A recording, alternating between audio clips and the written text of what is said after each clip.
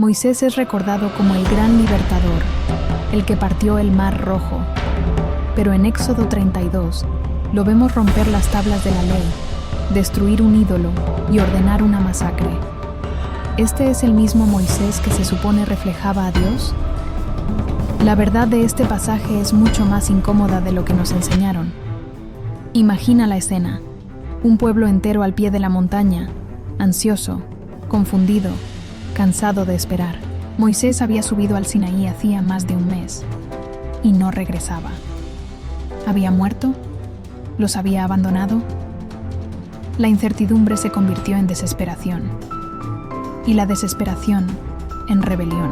Es aquí donde entra en escena Aarón, ataviado en su túnica sacerdotal. El mismo que debía ser el faro espiritual del pueblo, ahora se convierte en el artífice de su desvío. Con sus propias manos, recoge las joyas, los pendientes y los tesoros que el pueblo le ofrece con una fe mal dirigida. Vemos el horno ardiendo, un infierno al rojo vivo que devora el oro, fundiéndolo en un torrente líquido y resplandeciente. De ese fuego no surge la purificación, sino la traición. Poco a poco, el brillo incandescente comienza a tomar la forma de un becerro, un ídolo de metal inerte, un Dios visible, tangible, un sustituto barato del Dios invisible, la promesa de lo divino, reducida a un simple destello dorado. Lo increíble es lo rápido que olvidaron. Allí estaba, brillando bajo el implacable sol del desierto, el becerro de oro. El mismo pueblo que había escapado de la esclavitud, que había escuchado la voz de Dios retumbar en la montaña, ahora danzaba y se arrodillaba ante un ídolo sin vida. ¿Qué tan rápido se desvanece la promesa cuando el miedo se apodera del corazón? El eco de los 10 mandamientos aún no se había extinguido y ya estaban rompiendo el primero. Y aquí, quizás, está lo más inquietante. No fue un acto de rebelión silenciosa. Fue una fiesta de olvido colectivo. Mientras tanto, en la cima del Sinaí, Moisés estaba inmerso en una realidad completamente diferente, envuelto en la luz celestial, sosteniendo las tablas de piedra grabadas por Dios mismo. El contraste no podría ser más marcado. Arriba, la santidad y el orden divino. Abajo, en el valle, la idolatría y el desenfreno humano en su máxima expresión.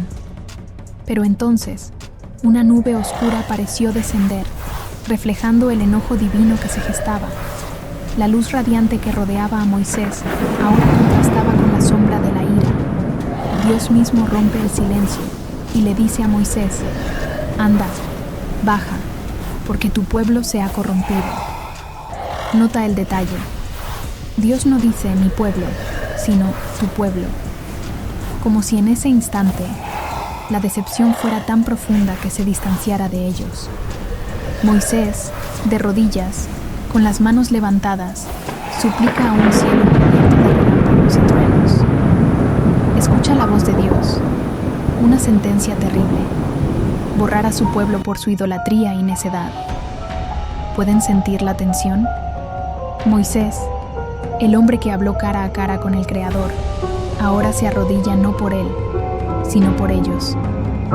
Ruega, argumenta, le recuerda a Dios sus propias promesas.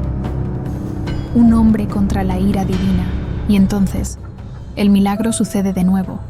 La tormenta divina se calma. Moisés exhala, exhausto pero aliviado. La Biblia nos cuenta que, una vez más, la intercesión de un solo hombre justo aplacó el juicio. ¿Un Dios que escucha el ruego de un mortal? Esto desafía nuestra lógica.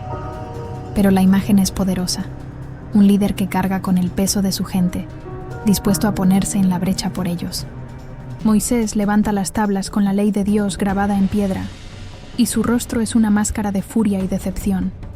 La imagen del becerro de oro, del pueblo que ha olvidado tan rápido, arde en sus ojos, y en un acto que resonará por generaciones, estrella las tablas contra el suelo, con una fuerza que nace de la traición sentida. Romper las tablas no era solo un arrebato de cólera, era un mensaje devastador. El pacto sagrado, la promesa entre Dios y su gente, yacía hecha añicos. Era la anulación de un juramento sagrado, un divorcio divino frente a todos. Y los israelitas, ahora en un silencio sepulcral, supieron que habían provocado la ira de los cielos. Pero Moisés no se detuvo allí. Agarró el becerro, lo quemó, lo molió hasta hacerlo polvo y lo mezcló con agua. Luego obligó al pueblo a beberlo. ¿Lo imaginas? Beber el sabor de tu propio pecado, como si Moisés quisiera que cada garganta recordara lo amargo de su traición. Y aquí, Aarón vuelve a escena. Moisés lo confronta directamente. ¿Qué te hizo este pueblo para que lo hayas arrastrado a tan gran pecado? Y Aarón, en una respuesta que casi suena cómica, dice: ellos me dieron oro, lo eché al fuego, y salió este becerro. Como si se hubiera formado solo. Pero la furia de Moisés aún no se había extinguido. Su paciencia había llegado al límite. Se paró en medio del campamento, con una postura desafiante que congeló la sangre de todos, y lanzó un ultimátum: quien esté del lado de Dios, que se una a mí. Fue entonces cuando los levitas, uno a uno, se alinearon detrás de él, con las espadas desenvainadas y listas para la acción. Y aquí comienza el momento más oscuro de esta historia. Los levitas, ahora instrumentos de la ira divina, avanzan entre la multitud aterrorizada. Lo que sigue es una masacre sin precedentes. 3,000 almas perecerán por orden directa de Moisés. ¿Es este el mismo Dios que los liberó de Egipto? No te vayas, porque la parte más difícil de entender apenas comienza. Con rostros endurecidos y el peso del mundo sobre sus hombros, los levitas avanzaron entre las tiendas del campamento, sus espadas desenvainadas brillando bajo el sol del desierto. La orden divina resonaba en sus mentes, una prueba de lealtad que los obligaba a enfrentar a los suyos. Era hermano contra hermano, amigo contra amigo. En cada mirada se cruzaban el dolor, la traición y una pregunta sin respuesta antes de que el acero cayera. Un acto de obediencia brutal que purificaría a la nación a un costo inimaginable, marcando a la tribu de Leví para siempre. Pausa y piensa. ¿Qué harías si una orden divina te exigiera sacrificar a tus seres más queridos por un bien mayor? ¿La fe justificaría el acto o la humanidad te detendría? Esa es la encrucijada de este instante. La devoción se entrelazó con la tragedia y la lealtad se selló con un sacrificio familiar. Al terminar la masacre, Moisés les dijo a sus discípulos que habían traído paz al mundo, pero con una espada. ¡Qué contradicción! Una paz forjada en la división familiar y el conflicto. Este es uno de esos evangelios que nos hacen dudar. ¿Es la fe un camino de unidad o un pretexto para justificar la discordia? Y aquí viene el giro desconcertante. Moisés, después de anunciar la división, sube a la montaña para orar en soledad por la unidad de todos. Parece un maestro con doble mensaje, sembrando conflicto abajo, rogando por armonía arriba. Les dice a sus seguidores: no he venido a traer paz, sino espada. Pero luego pide al Padre que todos sean uno. El mismo que advierte sobre la ruptura, ahora suplica por la comunión.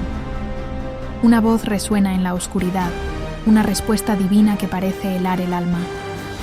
El que cometa una ofensa contra mí será borrado de mi libro. Cada palabra es un eco en el vasto desierto, un peso sobre los hombros de un Moisés con el rostro surcado por la angustia. Esto no es un simple castigo, es un decreto irrevocable. ¿Acaso significa que ni siquiera la intercesión más ferviente puede alterar el juicio divino? Pero aquí surge una pregunta que incomoda. ¿Y si el verdadero error del pueblo no fue simplemente la desobediencia, sino la profunda duda? Quizás no anhelaban el agua por sed física, sino porque su fe se había secado. Vemos un pueblo de rodillas, una mezcla de miedo y confusión en sus ojos. ¿Castigó Dios su falta de confianza con más severidad que su murmuración? ¿Idolatría o miedo? Déjalo en los comentarios. Tras la masacre y la intercesión de Moisés, la historia no termina en calma. Dios envía una plaga al pueblo como castigo adicional, como si la muerte de 3,000 no hubiera sido suficiente. Aquí vemos un Dios que no solo juzga con la espada, sino también con enfermedad. El becerro de oro ya no está, pero el aire se llena de lamentos y el hedor de la muerte impregna el campamento. El castigo divino se manifiesta de una forma lenta y dolorosa, un recordatorio constante de su poder y su ira. Y aquí es donde tú entras. ¿Crees que la plaga fue un castigo justo por la falta de fe? ¿O que Dios fue excesivamente severo con un pueblo ya aterrorizado? Déjame tu opinión en los comentarios, porque esta historia sigue generando debate hasta hoy. Y si quieres que más gente descubra estas verdades incómodas, dale like, suscríbete al canal y dale a la campanita. Este pasaje deja una marca. Israel, liberado de Egipto, sigue esclavo de sus miedos. Y Moisés, el gran libertador, se convierte en juez implacable, héroe o verdugo, profeta o tirano.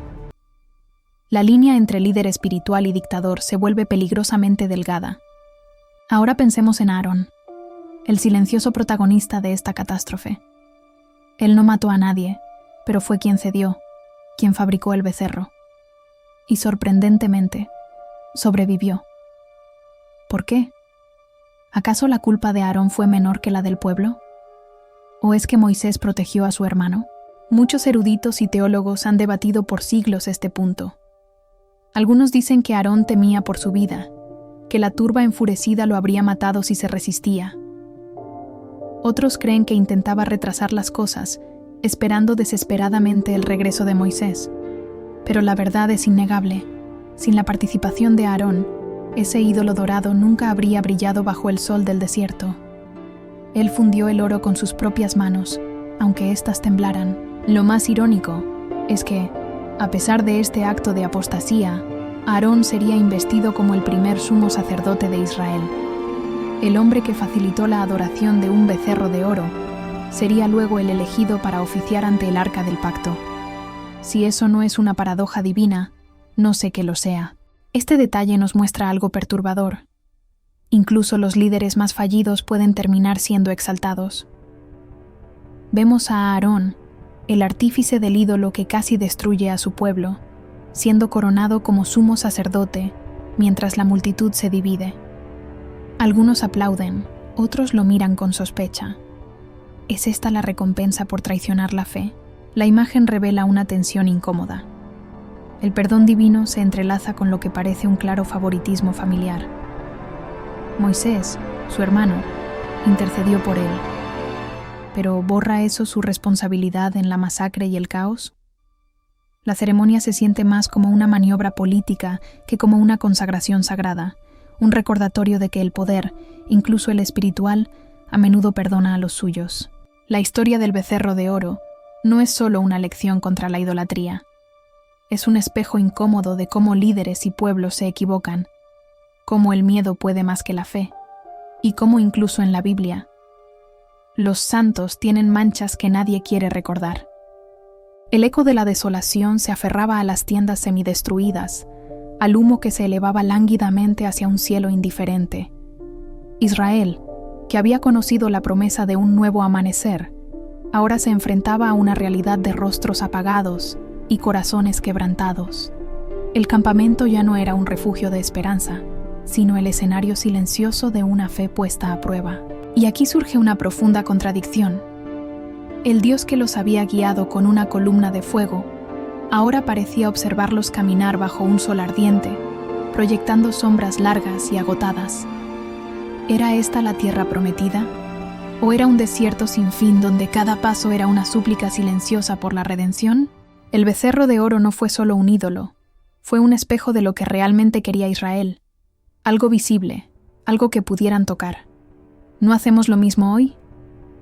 Tal vez no levantamos becerros de oro, pero sí buscamos dioses de metal, dinero, poder, fama, pantallas brillantes que nos calman la ansiedad, esos billetes que contamos, los lingotes que soñamos, ese celular que brilla en la noche como un faro prometiendo conexión. Nuestra impaciencia no es distinta a la de ellos al pie del Sinaí. Vivimos en un montaje de rostros iluminados por pantallas, atrapados en el tráfico, con relojes que corren cada vez más rápido. Queremos respuestas instantáneas, soluciones inmediatas. El corazón humano no ha cambiado tanto. Queremos un Dios rápido, visible y disponible. Un Dios de bolsillo que podamos sacar cuando lo necesitemos. El becerro de oro no murió en Éxodo 32. Sigue vivo en nuestras prioridades, solo que disfrazado. Y mientras el pueblo danzaba en su desobediencia, Moisés cargaba con el peso de dos realidades opuestas. Por un lado, la imagen del hombre arrodillado ante Dios, su rostro bañado en la luz divina, suplicando perdón para una nación rebelde. Por otro, el eco de su voz, un trueno de furia que descendía de la montaña, gritando contra la traición y la idolatría que veía abajo. ¿Cómo podía un solo corazón albergar tanta súplica y tanta ira? Quizás la dualidad de Moisés era un espejo de la propia naturaleza de la fe. Un rayo de luz divina iluminaba una parte del campamento, donde la promesa aún brillaba, mientras la otra mitad quedaba en la sombra del juicio inminente. El descenso del profeta reveló no solo la fragilidad del pueblo, sino también la terrible tensión entre la gracia anhelada y la ley quebrantada. Lo más sorprendente es que, después de toda la rebelión de Israel, Dios no los destruyó por completo. No abandonó el pacto hecho con Abraham. A pesar de su decepción, le entregó a Moisés un nuevo conjunto de leyes. Era como un padre severo, que decide darle a su hijo una última oportunidad. Pero hay un detalle curioso. Las primeras tablas fueron escritas directamente por el dedo de Dios. Las segundas, en cambio, fueron talladas por la mano de Moisés. ¿Es esto un símbolo de que, tras el becerro de oro, la comunión perfecta se había roto? ¿Que ahora la intervención humana sería necesaria para conectar con lo divino? Si lo piensas, este detalle lo cambia todo. Antes, la mano de Dios grababa la ley. Ahora, la mano de un hombre, Moisés, debe tallarla con esfuerzo. Cada golpe del cincel sobre la piedra es como un eco de la fragilidad humana, un recordatorio de que la comunión directa se había fracturado. Es el sudor en la frente de Moisés el que sella este nuevo comienzo, uno nacido de la ceniza del becerro de oro. Es aquí donde la ley adquiere una nueva dimensión para Israel. Ya no es solo un código divino, sino un monumento a la desobediencia y a la misericordia. Las nuevas tablas brillan en el campamento, pero su luz es distinta. El pueblo las mira con una mezcla de reverencia y temor, sabiendo que cada palabra tallada lleva el peso de su propia falta. Era imposible olvidarlo. Lo que me parece fascinante es cómo este lamento sigue vivo en la memoria de Israel. Siglos después, profetas y cronistas recordaban la desobediencia como la gran tragedia nacional, el día en que prefirieron los ídolos de las naciones antes que al Dios que les dio la tierra. Y no solo los recordaban, los usaban como una lección perpetua. Cada generación volvía a leer estos lamentos para que nadie repitiera el fracaso. ¿Funcionó? No siempre. Israel cayó en la apostasía una y otra vez, como si la rebeldía fuera una sombra imposible de eludir. Lo curioso es que el becerro era de oro, símbolo de riqueza y poder. Hoy, nuestros ídolos también suelen ser dorados, tarjetas de crédito, autos brillantes, rascacielos iluminados. Tal vez la Biblia no está tan lejos de nuestra realidad como creemos. Aquella adoración pagana no era solo una fiesta descontrolada, era una traición profunda. Mientras Moisés recibía la ley divina en la soledad del Sinaí, su pueblo elegía la gratificación inmediata, el brillo fácil del oro en lugar de la promesa invisible de un pacto sagrado. El eco de ese martillo que forjó al ídolo resuena hoy en nuestras propias elecciones, en lo que decidimos venerar cuando la fe parece lejana. El becerro de oro fue destruido, pero el oro nunca dejó de brillar en la tentación humana, y Moisés, el líder santo, quedó marcado para siempre como el hombre que rompió las tablas y derramó sangre, en nombre del Dios que le habló en la montaña. El descenso de Moisés con las segundas tablas no es solo un reinicio, fue un momento de quiebre en el desierto. Después de este instante, la atmósfera se cargó de un silencio solemne. La alegría de la liberación quedó opacada por el temor, y la relación con Dios se volvió más distante, marcada por el peso de la ley y la memoria del pecado. Podemos decir que aquí Israel dejó de ser un grupo de fugitivos esperanzados, para convertirse en una congregación bajo escrutinio. La espontaneidad se transformó en disciplina temerosa, y el recuerdo del becerro, aunque ausente, avanzaba con ellos por el desierto como una sombra imborrable. Lo más controversial es que el mismo Moisés que los liberó de la esclavitud terminó siendo el arquitecto de su encierro espiritual. ¿Era este el precio de la libertad prometida por Dios? ¿O era el precio de entregar el poder absoluto a un solo hombre? Vemos las cadenas de Egipto romperse, pero al mismo tiempo, nuevas cadenas invisibles, forjadas por el miedo y la obediencia, atan las manos del pueblo.